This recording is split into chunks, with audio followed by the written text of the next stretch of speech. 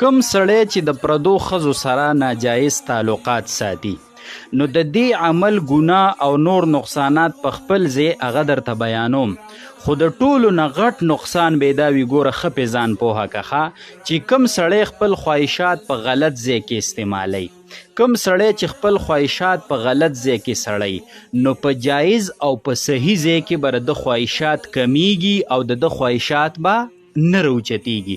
همدا وجه ده چې د چا په نکاح کې حلاله ښځه موجوده وي او باوجود د دې د غلطو ښځو سره غلط تعلق قایم ساتي نو د خپلې حلالې ښځې حق به په ده پاتې وي، د هغې حاجت به نه پوره کوي او د هغې په مخ کې به د خواهش نه راوچتیږي. دا د ځان سره یاد ساته. عمده وجه به وي چې دا به د ښځې او د خاوند په منځ کې د ناچاقۍ، د بېاتفاقۍ او د نفرت ذریعه جوړیږي، د جنگ جګړو سبب به جوړیږي چې د دې بد اثر به د ده په اولاد او د اولاد په مستقبل باندې کیږي. دا د ځان سره یاد ساته. ولی ستا په نکاح کې چې حلاله ښځه ده او دا د حیا او د عزت او د عفت او د پاکدامنۍ زندگی د خاوند د عزت دپاره تیری او د کور نه سر بار کوي، نه پردو سړو سره مل ملاپ نه کوي او د حیا او د بعضې خاوندانو په نکاح کې ډېرې پاکدامنې بیبیانې وي، ډېره د حیا او د عزت او ډېره سخته زندگی تیری، که سخت او هر قسمه حالت پې راشي خو د خاوند د عزت خیال ساتي. نو چې کله ښځه ستا دپاره بنده ده او ستا دپاره دومره د حیا او د عزت زندگی تیری او ته بیا د هغې حق نه پوره کوې او د هغې خواهش نه پوره کوې نو ته په دې مجرمې او تا نه به الله د دې څه کوي تپوس به کوي. ځان له خاوند نه دی چې په ښځه باندې حقونه دي، د ښځې په خاوند باندې حقونه شته. د الله ښکلی پیغمبر فرمایي ولزوجک علیک حق، ای سړیه په تا باندې ستا د ښځې حق دی، دا به وخی نه، دې ته به کنزل نه کې، دا به چې کم دی دا به دې له به د وس مطابق نان نفقه او خرچه ورکې او د دې به دقه خواهشات څه دي جي هغه به پوره کې او که په دې کې کمی نو تا د دې ښځې حق وخوړو، تا د دې ښځې حق پوره نه که د الله او د رسول مجرمې او د قیامت په ورځ د دې ښځې تسیجي مجرمې. دا خو یو خبره شوه.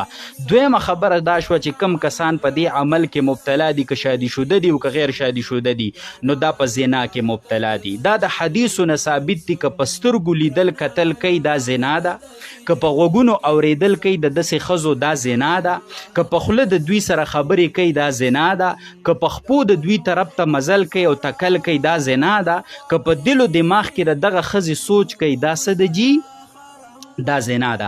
دا ټوله زنا او زنا ده او دی په څه کې مبتلا دی جي دی په بدکارۍ کې مبتلا دی. نو بهر نه بعضې مسافرو موږ سره رابطې وکړه چې بعضې مسافر ملګري د پردو ښځو سره په تعلقاتو کې څه دي مبتلا دي او بعضې پکې د غیر مسلمو سره په تعلقاتو کې مبتلا دي او چې کوم د غیر مسلمو سره مبتلا دي وی غټه اړو دا عیب او نقصان نه ګڼي. دغلته خو تا دوه نقصانه وکړه، یو د اسلام بدنامي وکړه چې ته مسلمانې او د یو غیر مسلمې ښځې سره غلط تعلق ساتي، او بله دې څه وکړه، بله دې دا عمل وکړو چې په ګناه کې دې ځان مبتلا کو دغه تا ته اړو ګناه هم نه ښکاري. نو زما رونو په دې خبرو کې احتیاط کوئ او د معاشرې د اصلاح دپاره دا خبرې څه دي جي دا معاشرې ته ورسوئ. زمونږ او ستاسو دپاره به د اجر خبره وي. وصلی الله علی النبی الامین. کم خاوند ته چې دا ښه پته وي چې زما دا ښځه په بدکارۍ کې مبتلا ده، په بدعملۍ او فحاشۍ کې مبتلا ده، د نامحرمو سړو سره په رابطه او مل ملاپ کې مبتلا ده او سره د دې دا خاوند دې سره د نرمۍ معامله کوي، سره د طاقت او د قدرت نه د دې فحاشۍ نه منع کوي او نه پوهه کوي، نو د دې خاوند په باره کې نبی علیه السلام مبارک څه ارشادات فرمایلي دي. قسم دی غونې به در باندې ذک شي، ویښته به در باندې ودرېږي او د الله امان به وغواړي د دې انجام نه چې کوم الله د دقه خاوند دپاره اورولی دی. حدیث مبارک کی راځي د بیهقي روایت دی، نبی علیہ السلام مبارک فرمایل چې الله درې سیزونه په خپل لاس سره په خپل قدرت سره پیدا کړي. یو الله جنت یادوي چې دا مې په خپل لاس سره پیدا که او بیا الله قسم خوري و عزتي زما د قسمی په خپل عزت باندې. دې ته سوچ کوه، دې تاکید ته سوچ کوه چې هغه دوه کسه به دې ته داخل نه کمه چې یو عادتي شرابي دی چې ټول عمر په شرابو کې مبتلا دی او په دې حالت کې ولا مرګ راغی او توبه نصیب نشوه. یو به دا کس په جنت کې داخل نه کم الله په قسم خوري او یو به دیوس داخل نه کما. نو صحابه تپوسو کو چې د الله پیغمبر عادتي شرابي خو او پیجند خو دا دیوس څوک دی؟ نو نبی علیہ السلام مبارک ورته دغه خبره کوي چې کور والو اهل عیال په بدکاری کې مبتلای او د تخپته یو دا د اغي سره نرمي کوي، نو دا دیوس ته والله قسم خوري چې دا په جنت کې داخل نکم. الله دې موږ ته امان راکړي د دې حالت نه. بل حدیث مبارک کې رضی نبی علیہ السلام او فرمایل لا يدخل الجنه دیوس، چې دیوس به جنت ته داخل نشي. قیل یا رسول الله ومد دیوس، اے دا الله پیغمبر دیوس څوک ته؟ نبی علیہ السلام مبارک څه جواب ورکړي؟ الذي تزني امراته وهو يعلم بها، دا هغه کس چې خزه په بدکاری په زناکاری کې مبتلا ده او د تخپته د باوجود د دې نه منکې، نو دا دیوس دی. بل حدیث مبارک کی راځي یو کس د خپل خزه شکایت نبی علیہ السلام ته راوړو چې د الله پیغمبر زما خزه په داسې په حاشیه کې مبتلا ده، په داسې بدکاری کې مبتلا ده. نبی علیہ السلام مبارک ورته فرمایي طلاق ورله ورکا، سورله ورکا، طلاق ورله ورکا. نو دا کس وی انی احبها وهي جمیله، اے دا الله پیغمبر زه د هغې سره محبت کوم او هغه ډیره ښایسته ده. نو نبی علیہ السلام د ابو داود او د نسائی په روایت کې راځي چې نبی علیہ السلام مبارک ورته وفرمایل امسکها اذن، چې دا خزه بیا منع کا، دی ته څه وکړه، دی ته نصیحت وکړه، دا پوهه که دا منع کا. د دې حدیث مبارک نه دا مسله ثابته شوله که خزه نه منع کېده، نه پوهېدله، صحیح شوله که نه، سره د بار بار پوهولو سره د منع کولو، نو بیا دی ته طلاق ورکول څه دي؟ دا اولا او بهتر دي. نن تاسو نظر وکئ چې په معاشره کې گاون پی پویی، علاقه و کلی پی پویی، نو خاون با پی سنگ پوی نی. ډیری داسې ښځې د شته خاوندانو والا په بد عملو بدکارو کې مبتلا دي او خاوندانو پې ځان ناغرضه کړی. د دې معاشري د یوسو خلکو په پښتو کې ورته دوسان وی. په دې ارشاداتو په دې بد انجام سوچو کوي، توبه وباسئ، رامنه کوي دا ښځې او که نه رامنه کېږي طلاق ورله ورکوي او په دې سوچو کوي د معاشري د اصلاح دپاره او د معاشري د خیر دپاره نورو مسلمانانو ته دا پیغام ورسوئ چې په معاشره کې اصلاح راشي، زموږ دپاره به د اجر خبره وي. وصلی الله علی النبی. کومه ښځه چې خپل خاوند راوغواړي خپلې بسترې ته او دا د خاوند خبره ونه مني او د خاوند خواته را نشي، حدیث مبارک کی راځي فبات غضبان علیها، دا خاون په داسې حالت کې شپه تیره کی چې دا خفه وي د دې ښځې نه او غصه وي په دې ښځه باندې، نو فرمایي چې لعنتها الملائکة حتی تصبح، تر د سبا د خطو پورې د الله فرشتې په دې ښځه باندې لعنت وی. د دې ښځې په حق کې د فرشتو وینا دا وي چې ته دې د الله د رحمت نه لرې یې او ته دې د الله غضب ته سي نږدې یې، لہذا دا ډېر خطرناک وعید دی.